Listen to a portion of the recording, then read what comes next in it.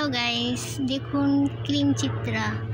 এই চিত্রা পাতাগুলো বেশ মোটা মোটা হয়, বড় বড়। এটা একটু ছোট পাতায় রয়েছে, কিন্তু ক্রিম চিত্রা গাছটা দেখতে এরকম, এর পাতা এরকম পান পাতার মতো হয়। অসংখ্য ফুল ফুটে আছে, আর ফুল শুরুতেই সাদা হয়, সাদার পরে আস্তে আস্তে এটা রং ধারণ করে এই যে এরকম ডিপ কালারের আসতে থাকে।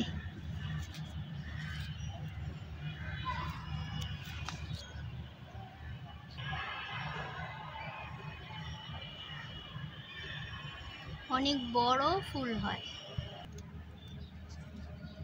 এই কালার হয়ে যায়, নানান রঙের কালার দেখা যায়, তখন দেখতে অনেক সুন্দর লাগে।